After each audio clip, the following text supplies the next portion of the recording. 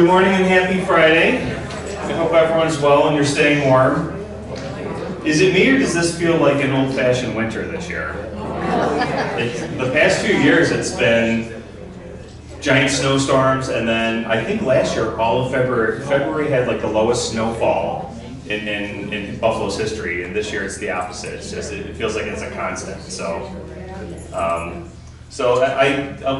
before I introduce our speaker, I think we have some announcements, so let Allison start. Good morning, everybody. Some of you may already be aware of this or heard about this, but we did have an issue this week regarding a Rite Aid prescription delivery. Just so everyone knows, whoever uses Rite Aid Pharmacy, when they come and deliver to Fox Run, it's not Rite Aid themselves that's actually delivering it. They actually use a third party called Roadies. I have called Rite Aid about this already, and I have in the past, but they've told me, they have little control of this third party that they use. So unfortunately, this person was actually let in at the south entrance. No, this doesn't work. Went upstairs and delivered the prescription outside the community member's door. So there's a lot of concerns with that. Obviously, we don't want any prescriptions ever being left out. Every delivery here needs to come to the Commons reception desk.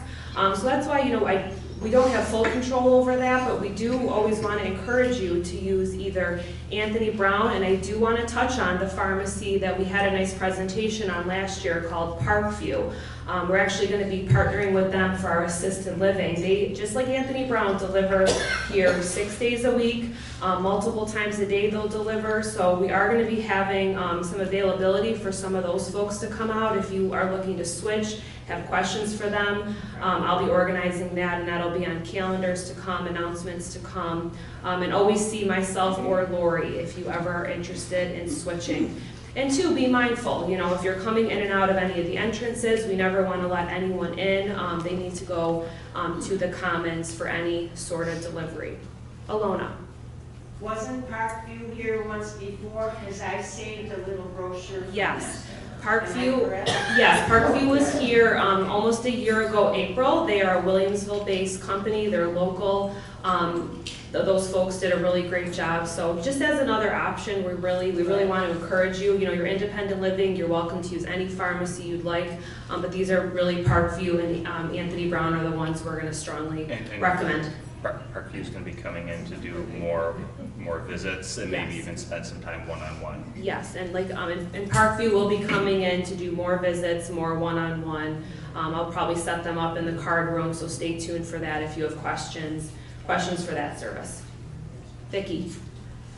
It's very easy to switch. You pick up your phone, you call up, and one drugstore talks to the other drugstore, and they do it all for you. I know, I did it. If anyone that didn't hear the Vicki, it's very easy to switch. Lori and myself can help you switch too. It's very easy. Gary. Does Parkview have a physical site in the South Towns?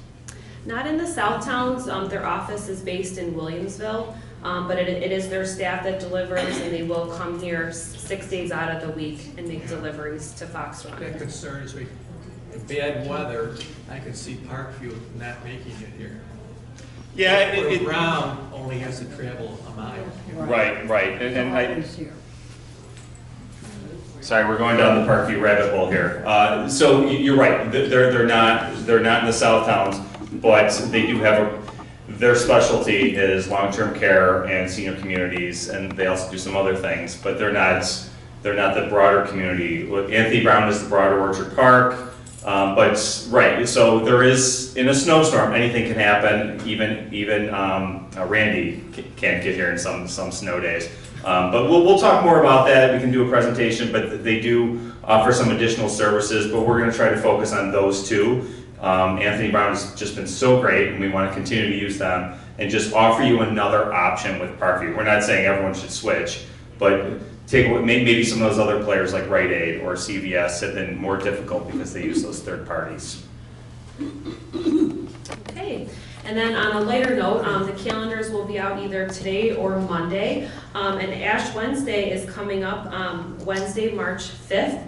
We are going to have Deacon John here from St. Peter and Paul Parish. He will be in this event center at 10 a.m. to do ashes for those of you that are Catholic and wish to receive ashes, and then he will be heading over to the health center after that to distribute. So both the health center times and the time for the independent living will be on your calendar if you would like to take part in that.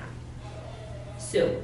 Are the ashes in independent only for Catholic people? No, thank you for correcting me. Anyone is welcome to receive ashes. Any other questions or announcements? And Tina?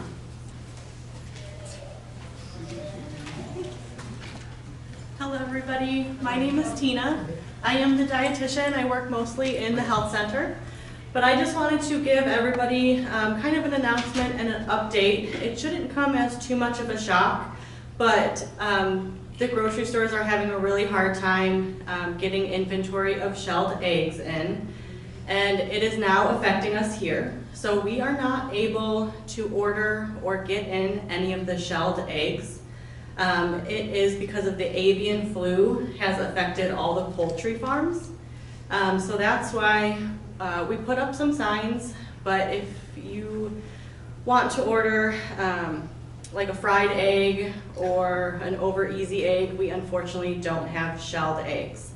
So our alternatives right now are scrambled eggs because we can get liquid eggs. And I want to just make sure that everybody knows that they are real liquid eggs. They come in a carton. They're kind of like egg beaters that come in a carton, but they have the egg whites and egg yolks. So they're not powdered eggs. It's not an egg alternative. It's just liquid eggs that have a better shelf life, so that is why we're able to get them in.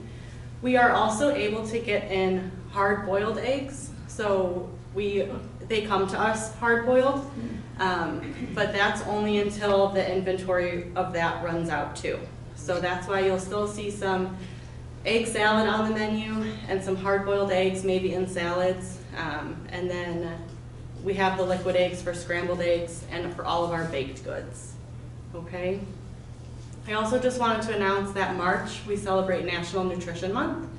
So like in years past, and what we'll do this year is try to do some nutritional wellness Wednesdays. We might have like a grain bowl station, a smoothie bowl station. Last year we did some healthy snacks that we offered.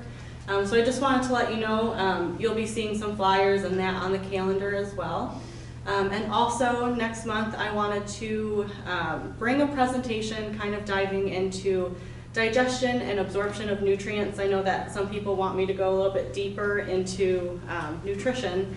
So we'll do it's like a lunch and learn type of thing where I'll put on a presentation and we'll also serve lunch because I don't like to give a presentation if you don't have something to eat. So just look for that too. We're deciding on what time, what cost, and what the meal will be, but just look for that in your mailbox, okay? Thank you so much. Thank you, thank you. One last thing before we get to our speaker. I talked a little bit about the weather and how cold it's an old-fashioned winter. I just want to remind everyone, please be very careful. It's been so unusual with how cold it's been in the past couple weeks with freezing and thawing and freezing again, that it is very slippery. We're doing the best we can to salt the parking lots. The main entrances are our priority, but I know people do use the side doors, and we do get to those. But just keep in mind that with the cold, when you have rock salt or whatever we're using, it works best above 20 degrees. It starts to diminish. It still works, and then below -6, it doesn't work at all. So we can salt an area, and if you look at it like earlier this week, where it was in the, say, 12 degrees with a real feel of -9, it's not working as quickly. And then the sun will come out and it will melt, and then the sun goes away and it freezes right away. So it's always going to be slippery. And just please use your best judgment when going out and how often you're going out. I'm hoping spring is right around the corner and then we don't have to worry about it anymore. But it's slippery everywhere you go, so just be careful. Yes, Sue? You were to hear from the state on February 13th Did you hear from the state? Sue, thank you so much for that. So no, that's great. So Sue's comment was, did we hear from the state? So we have an application in with New York State for our expansion. New York State Department of Financial Services, and so DFS and Department of Health, DOH, have to collectively approve our application to continue with our project. And yes, we did hear from the state. They promised to get back to us with questions on our application, which we submitted in September. Please stop saying that, please. Do you want me to stop saying this? Oh, you're talking to someone else, I'm sorry. This doesn't work. Oh, it doesn't work? Yeah, I can look at it. Killian's on the way. This. So they did get back to us actually a day early, and they gave us a list of questions, which we've now gone through with our attorneys, and we're submitting our responses back to them, I want to say Friday or next week. Probably next week sometime, and then we'll hear back if they have further questions. So we are continuing to make progress with the state, whereas I think so, and this is kind of a nice feather in our cap. The Department of Health representative said, made a point in a group session that Fox Run is a good player. They said they're a successful company. I know Fox Run, I've been there, and they follow the rules, and whereas others don't, so I really want this for them. So he made it was a nice compliment to us. They say we're well operated, so hopefully he's gonna keep pushing forward. He's kind of our person on the inside that's helping on that end. Sometimes to get through a political process, it's not political, regulatory process, you need help. And I'm using this to transition to our guest speaker. And that kind of help we're getting from someone in the Department of Health. Thank you. You're welcome. Okay, so with that, I'm very happy to introduce our guest speaker. Our previous speaker unfortunately had to reschedule, and we're following the lead of our community. And in surveys, some folks had asked, can we hear from our town supervisor to give us an update on what's going on with the town? So we were able to get Jean Majak, and I was going to say it the Polish way, but I'll just say Majak, to come in and give us an update. But I just want to tee this up a little and just let you know, I want to go back to the process that we thought was going to take a month or two to get approval from the town of Orchard Park. And you heard me talk for months. I think it took about 9 months to get there. The hoops that we had to jump through because of, again, regulatory process. Everyone has steps they need to go through. And sometimes there's delays and roadblocks. And our speaker, Gene, I called him right away on day one to say, we need help. Can you help us get through this? And he was nice enough to explain the process to me, to walk through it, to say, here's how it works. I'll help you in any way I can. He actually gave me his personal cell number, and which I used. I know I did. And I called him all the time. I was pretty feisty at times. Gene, you need to call me right back. I can't believe this or that. And he really helped us. And probably the best moment was that town planning board meeting that many of you attended. And I think that was, as far as I understand, the first time in many, many years of public service that our supervisor stepped forward on behalf of a project and spoke publicly to help promote it. So we do have an ally here, and I'd love to see him see our project through. So without further ado, I'd like to introduce Gene Majak.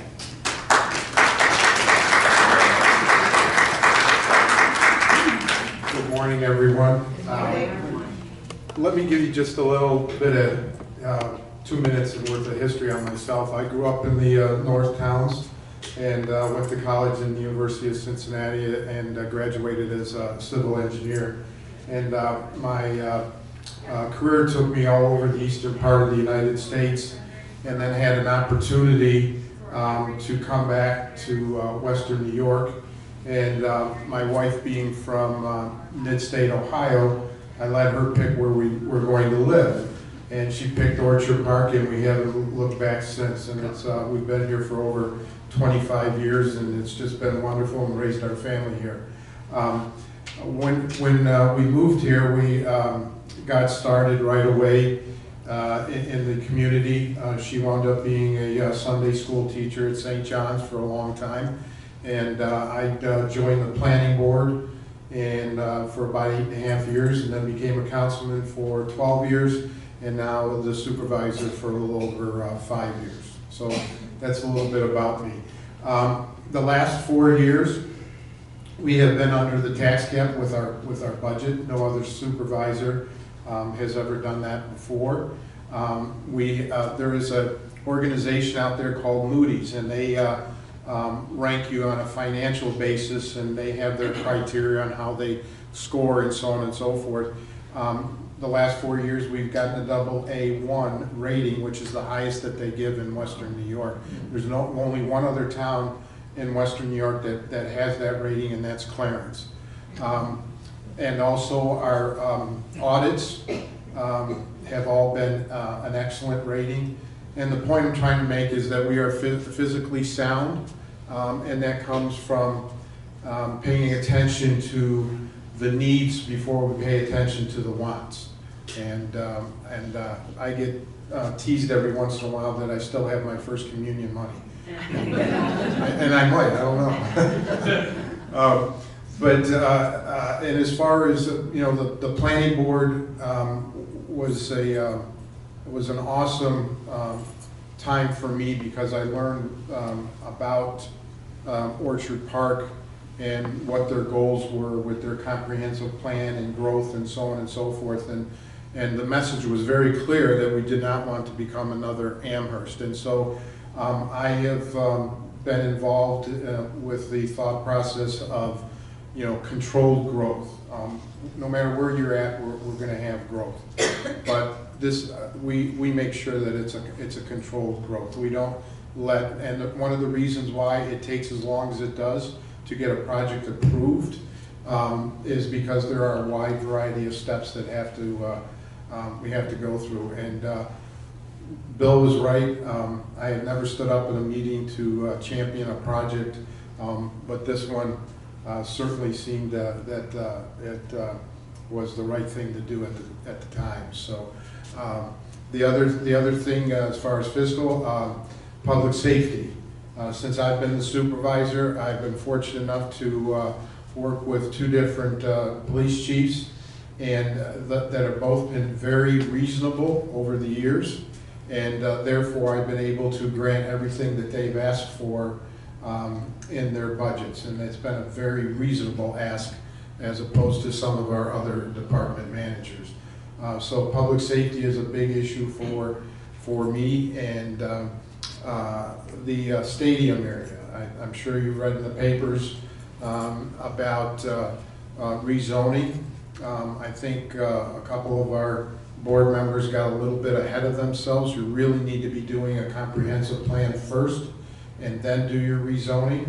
Right now we're under contract with Labella and Associates, and they're doing a comprehensive plan around the stadium, and that will be complete around July.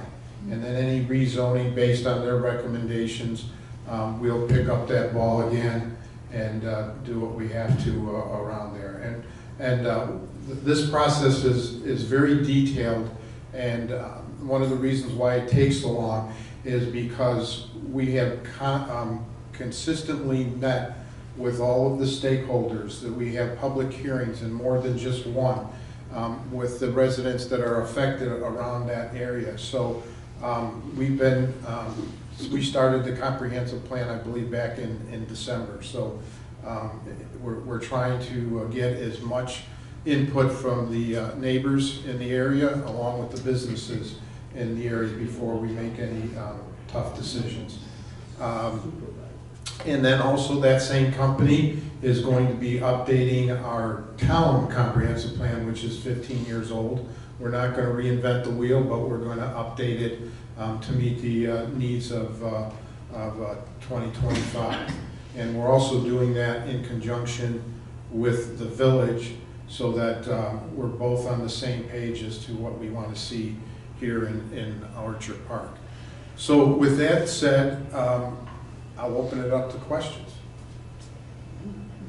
Yes. I'm going to bring the mic over for all questions, because that camera, which there's a public feed, by the way, there's about 1 million people watching this in the area, and they can only hear if we use the microphone. Thanks.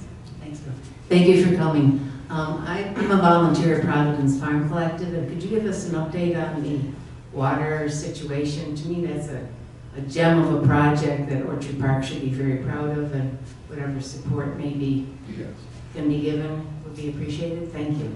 Yes, I'm very in favor of that project, but there are steps that we have to go through with Erie County Water and the surrounding neighbors. There's well water in that area, but not Erie County Water Authority water. So it's a very complicated issue. We have to create a water district, which we're in the process of doing that. And before we can do that, we have to do what they call a MAP plan. And that involves all the people that would be affected by that district. We meet with those folks to see whether or not they want to be in that district. And then we move forward as to what the majority wants. Unfortunately, Providence Farm wants it to happen overnight, and we just legally can't do that. But we are working on it on a daily basis, and it's the #1 priority of our engineering department. Thank you. Anyone else? I have a question about, actually I have a few. So the Bills Stadium with the rezoning, is the rezoning meant to help, like perhaps hotels or other retail outlets? What is the want for that? Yes, it is meant to help, but we need it to happen. The NFL is involved, and they have Homeland Security designation for the NFL stadiums, and in order to have a hotel or anything above 2.5 stories, they need to be a certain distance away from the stadium. The concern is active shooters, and that's the world we live in. And it's very difficult for the state police, the sheriffs, our police to monitor a hotel that is at 5 stories on an event-by-event basis. And believe me, they're not building that stadium just for 10 football games. So we need to be very careful how we rezone it, and we're involved with the Bills in what their concerns are in the NFL. Again, another process that has a lot of moving parts and a lot of players for their input. But to answer Bill's question, the end goal is to have areas where hotels and other types of businesses can be part of this development. Yes, sir. Are you saying? Wait, hold on. Let me get done. I'm sorry. Would you clarify for me? Has a rezoning occurred around the stadium, or is that still pending?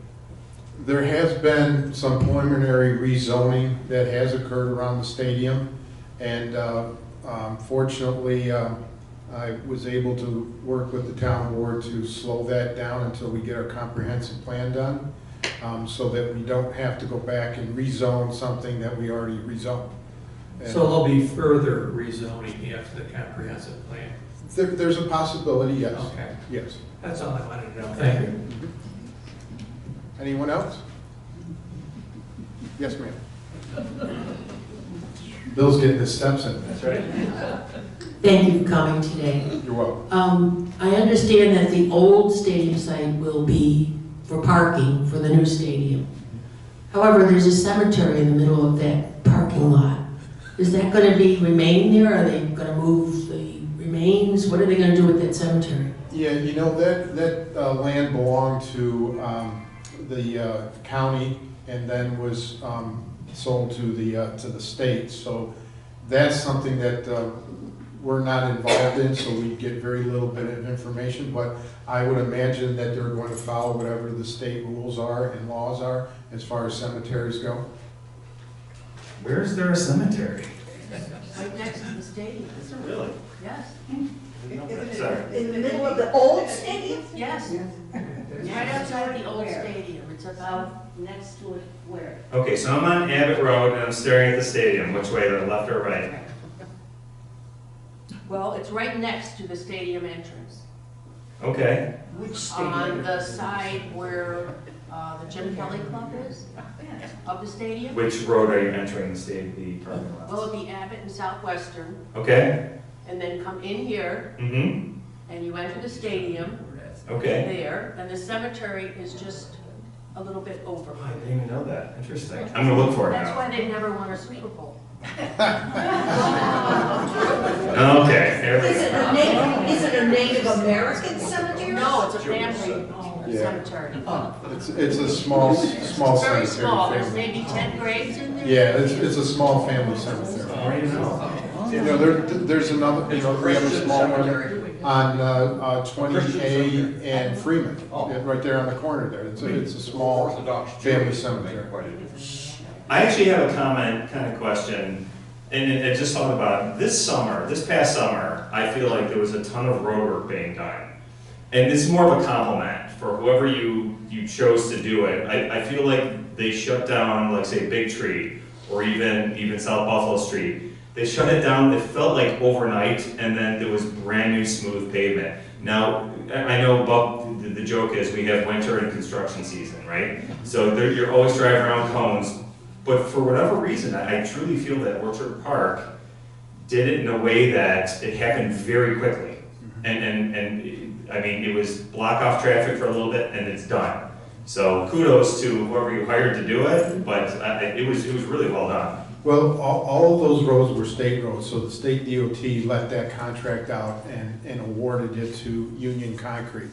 And they're from West Seneca. And as a matter of fact, when I was in the private sector, they were one of my customers.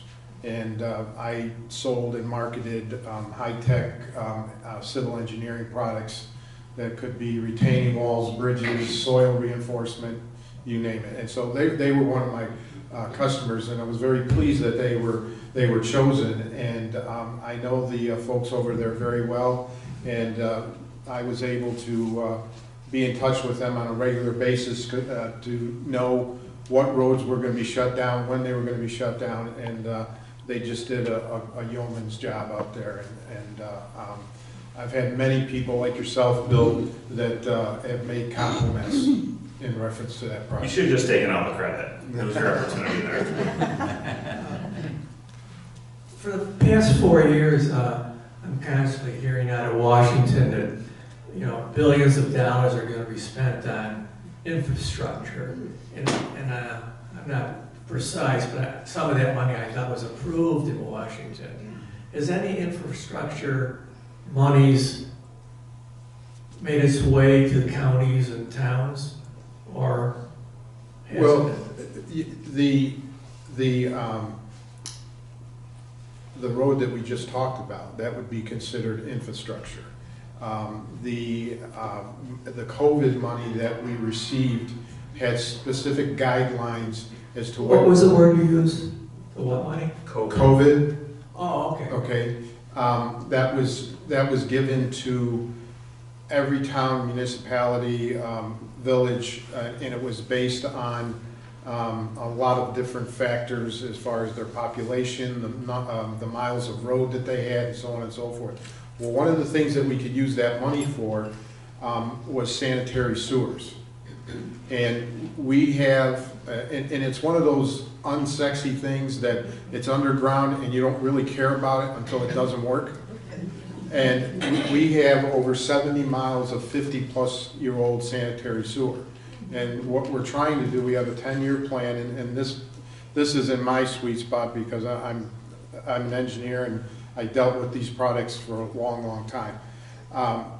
We're trying to, we bought a couple of years ago, we bought a camera truck, and it looks like a big van, and what it does is we send a device down in the manhole, and it runs through these lines, and it tells us whether or not it's a candidate for relining or replacement. Replacement costs about 3 times as much as relining does. So we have been able to do close to 10 of the 70 miles, and we caught it early enough where it was a candidate all for relining, and we did not have to dig it up. So that's why you probably haven't seen a whole lot of construction, because we do that relining right from a truck that actually extrudes fiberglass through a mold and down through these pipes and relines them. So Orchard Park has benefited from this infrastructure money. Yes, yes. The reason I ask, and I'll say it again, is my metric is I look at the rusted out bridges that are all over Western New York, particularly Buffalo, and they're still rusted out. I don't see any progress on that. I'm not expecting you to answer that question, but that's how I visually measure. Is there a difference? And I look at these bridges, nothing's been done to them, as far as I can tell. Yeah. Well, there's been a lot of work on the thruway. I know right here in Orchard Park there has not, but we received a couple grants here a week or two ago. One of them is for a bridge, one of them is for a large culvert. And it was, I think, an 80-20 plan where the state provides 80% and the town matches at 20%. We have a number of what we call capital improvements projects that you'll see in the next 3 or 4 years that they're not underground, so you'll be able to see them. Okay. Thanks for clarifying that. Yes, ma'am. At one time on California Road between here and the new senior center, you were going to put in sidewalks. Is that still a proposal, or is that gone? I got to be honest with you, I'm not aware of any conversation on sidewalks in that area. So to answer your question, it's not on our capital improvements project list. Okay. So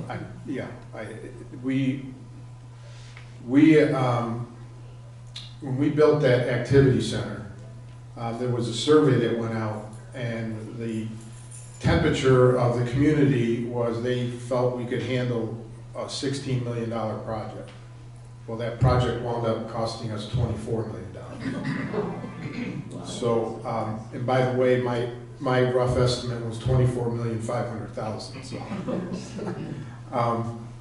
So that's a big deal that we need to pay for, and I can also tell you that these 50-year-old sanitary sewers are also a high priority for us too.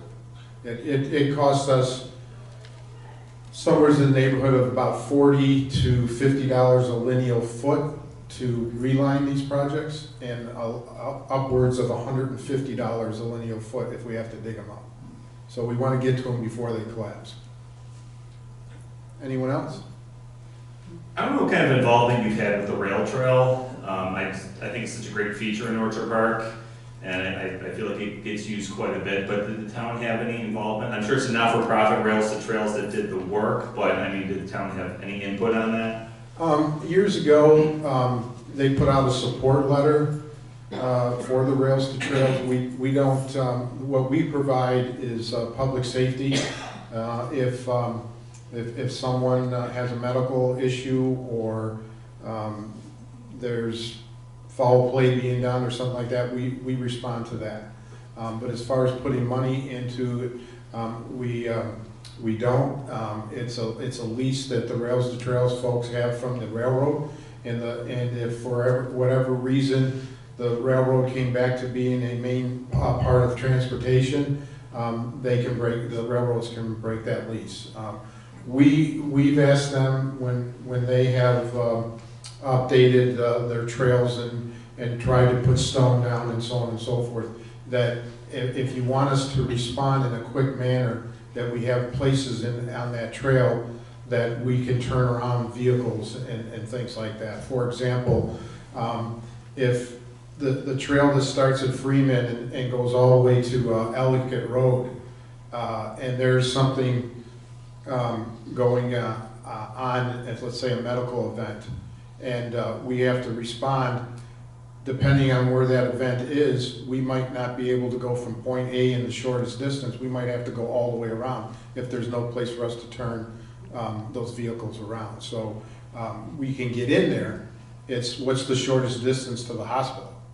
And we might have to go around because there's no place to turn around. So those are the things that we get, there's more public safety. And then there's also these trails, the property butts right up against people's backyards. And so that we have to be very sensitive to what their concerns are. When this got hot about 3, 4, 5 years ago, we actually had an individual come off the trail and approach a 5-year-old in that person's backyard. And you can understand how upset those parents were. So those are other concerns that really don't make the newspapers, but safety is a concern as those properties, like I said, butt right up against the property line.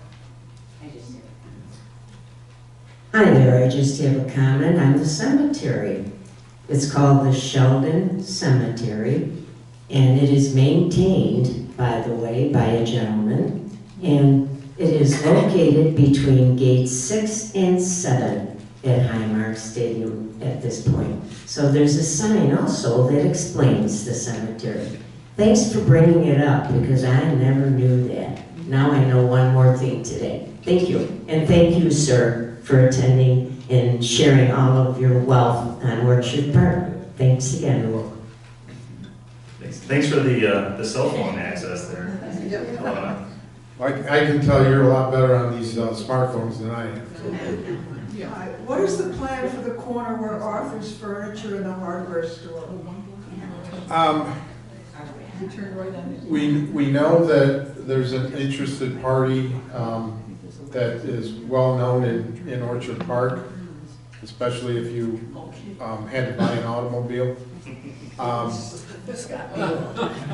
But we don't know at this point what it's going to be used for.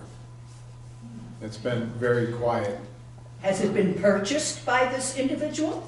That I don't know. Have not been privileged to that information.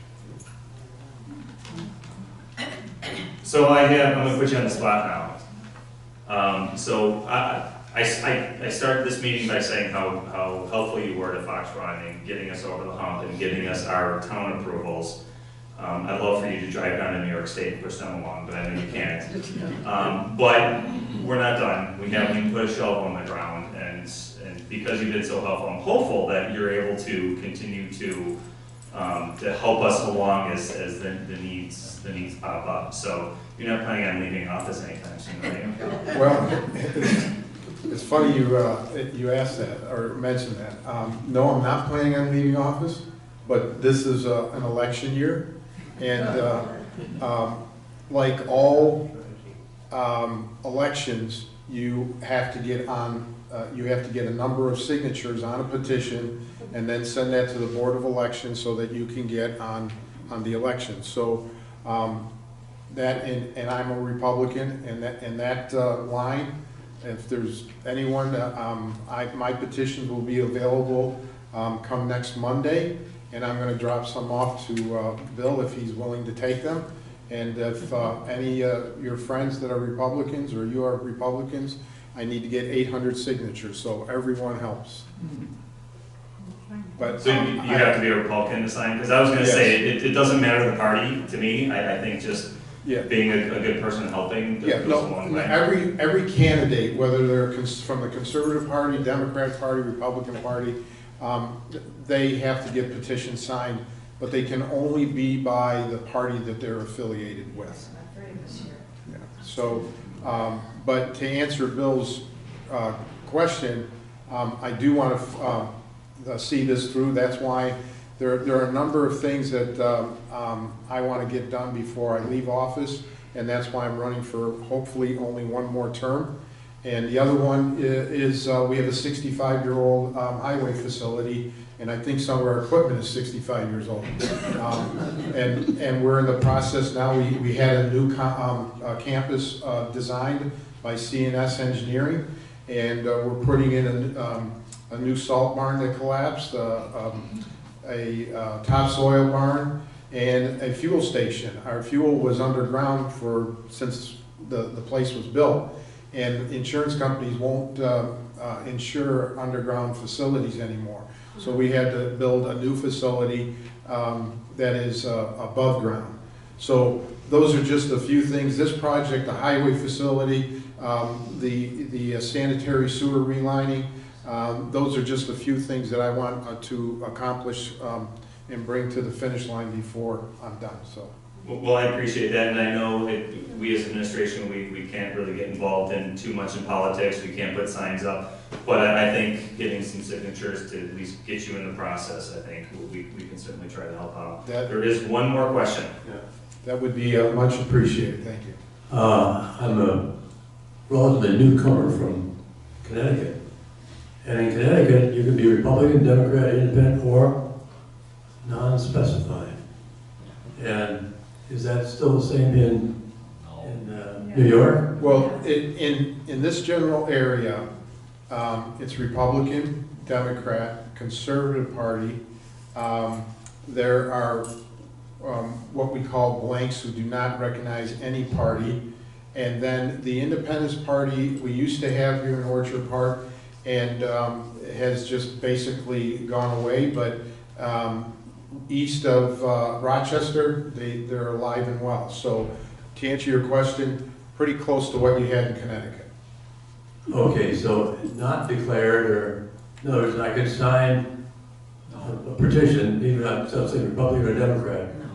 No. Well, I can't. No. Thank you. I'd love to say yes to you, but we can't. Are there any other questions? Well, Gene, thank you so much for your time and the update. You're welcome. Thank you.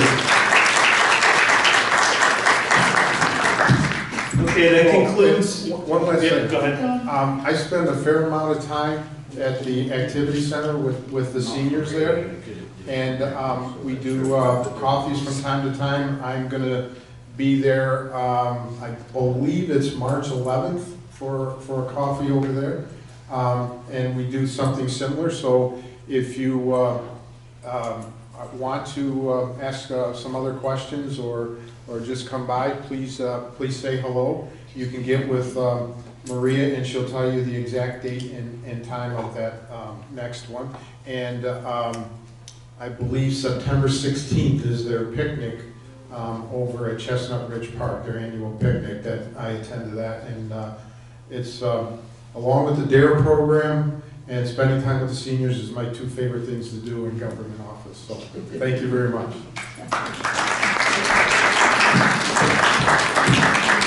Okay, with that, that's the end of the coffee hour. Happy Friday, everyone. Go Sabres.